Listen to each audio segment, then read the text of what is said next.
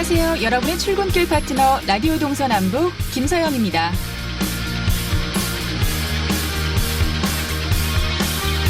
오늘은 2020학년도 대학 수학능력 시험이 있는 날입니다. 입실이 8시 10분까지였으니까 벌써 입실은 모두 마쳤을 테고요. 수험생들은 이제 곧 시작될 1교시를 기다리고 있을 텐데요. 자, 오늘 시험을 마치고 나면 내일부터는 뭘 하며 지낼까요? 수능을 마친 수험생들을 위해 즐거운 청춘 뮤지컬 한 편을 소개해드릴게요. 강원도립극단과 한국연극협회 강원도지회가 함께 준비한 작품인데요. 청소년 뮤지컬 샤우팅 꿈꾸는 청춘입니다. 강원 금병예술고라는 가상의 특목고를 배경으로 교내 뮤지컬 동아리 활동을 하며 저마다의 상처와 고민을 해결해가는 이야기인데요. 닷새 후인 11월 19일부터 횡성을 시작으로 도내 곳곳을 돌며 공연할 예정입니다. 도내 중고등학생은 무료고요. 또 자녀석은 일반 관람객에게도 오픈된다고 해요. 수험표를 지참한 수험생들은 이런 뮤지컬뿐 아니라 극장이나 열차, 관광지, 음식점 등에서 다양한 할인 혜택도 받을 수 있으니까요. 이제까지 공부하느라 지친 몸과 마음을 친구 또 가족과 함께 문화를 즐기며 풀어보는 건 어떨까요? 11월 14일 목요일 라디오 동서남북 지금부터 시작합니다.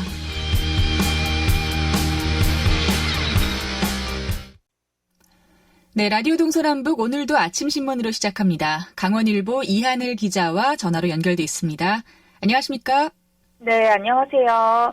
네, 오늘 첫 번째 소식 시작을 해보겠습니다. 올해 강원도와 18개 시군이 예산을 확보하고도 아직 다 쓰지 못한 예산이 6조 원대에 달하는 것으로 집계가 됐다고요? 네, 맞습니다. 무려 6조 원이 남아있는 상태인데요.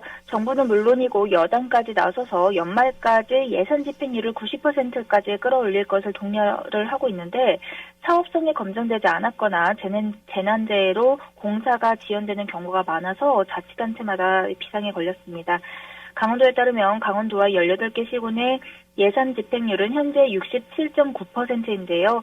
전국 평균이 71%보다 낮았습니다. 올해 확보한 예산 19조 4천억 원 중에서 6조 2천억 원이 쌓여있는 셈인데요. 강원도보다 예산 집행률이 저조한 광역지자체는 경북이 유일합니다. 특히 화천이나 삼척, 고성의 경우에는 아직도 올해 예산의 절반만 소비를 한 상태입니다. 네. 11월도 지금 중순으로 접어들었고 이제 12월까지 한 달 반 정도밖에 남지 않았는데 올해 예산의 절반 정도만 소비를 했다고 하면 좀 예산 집행률이 특히 좀 많이 떨어진 것 같거든요. 올해만 유달리 좀 이런 느낌인데 이유가 있을까요? 네, 우선 과거에 강원도와 시군의 매 연말 평균 예산 집행률이 90% 이상이었고 전국 평균인 85%보다도 높았던 점을 감안하면은 올해 집행률은 상당히 낮습니다. 올해 이렇게 유독 돈을 쓰지 못했던 이유는 예기치 못한 재난의 영향과 또 국비교부 지원 그리고 주민 민원 등이 복합적으로 작용했습니다. 특히 사업성 검토가 끝나지 않은 첨단산업 기반 조성사업비 집행이 지지부진한 상태인데요. 강원도 역점 사업인 횡성 이모빌리티 클러스터 조성사업은 154억 원을 확보해주고도 단 한 푼도 못 썼습니다. 여기에 헬스케어 힐링 융합 비즈니스 생태계 구축 사업도 29억 9천만 원이 전액이 다 남아있는 상태이고요. 정부가 약속했던 국비 교부가 늦어서로 이유가 나오고 있습니다. 수소 생산기지 구축 사업도 10억 7천만 원이 집행액이 제로입니다. 네. 그리고 동해소방서 청사 신축 사업에도 그 예산이 확보가 돼 있었는데 좀 투자가 제대로 됐나요? 아니요. 동해소방서 청사 신축 사업의 경우에는 60억 원을 확보를 했는데 15억 5천만 원만 집행이 됐습니다. 공사업체의 성급금 보증 한도 초과로 성금 지급이 늦어지면서 공정 자체가 늦어졌습니다.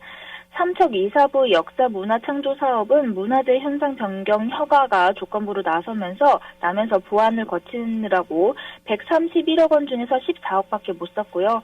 고성 산불 피해 지역 긴급벌채 사업 역시 80억 원을 국비로 받았는데 고작 1억밖에 못 썼습니다. 한국전력과의 배상 책임 논란이 이어지면서 산주로부터 벌채 동의를 얻지 못한 것이 주 이유로 꼽히고 있습니다. 청와대와 더불어민주당 그리고 행정안전부, 강원도를 비롯한 광역시도는 지난 12일 국회에서 합동회의를 열었는데요. 올해 연말까지 지방정부 예산 집행률 90% 달성에 총력을 기울이고 목표 달성 지자체에는 인센티브를 부여하기로 했습니다. 강원도의 경우에도 어제 오후에 김성호 행정부지사의 주재로 시군과 예산 집행 회의를 열고 비상대책을 논의했습니다. 네. 자, 다음 소식도 들어보겠습니다. 우리나라 전체 국회의원 300명 중에서 절반이 넘는 160명의 의원들이 금강산 관광 재개를 촉구하는 결의안을 공동 발의를 했네요. 네, 어제 했는데요. 여야 국회의원 160여 명이 금강산 관광 재개를 촉구하는 결의안을 공동 발의했습니다. 또 6.15 공동선언 실천 남측위원회 강원본부도 문재인 대통령을 향해서 결단을 요구를 하기도 했는데요. 더불어민주당 우원식, 김한정, 오영훈 국회의원과 정의당 이정미 의원, 그리고 대한정치의 최경환 의원 등은 어제 국회 정론관에서 기자회견을 열고 개성공단과 금강산 관광 재개 촉구 결의안을 발표를 했습니다. 우원식 의원이 대표 발의를 했는데요.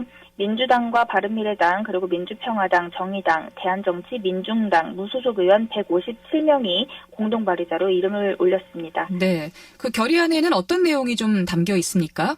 네, 국회의원들은 결의안에서 남북평화와 번영의 상징인 금강산 관광이 중단된 지 벌써 12년이 지났고 정부는 개성공단과 금강산 관광 재개 등 남북관계 개선을 위해서 자율적이고 주도적인 역할을 수행해야 한다고 촉구를 했습니다. 이어서 남북 간의 대화와 협의에 적극적으로 나서야 하고 미국을 비롯한 세계 각국의 적극적인 협조가 필요하다고 호소를 했습니다.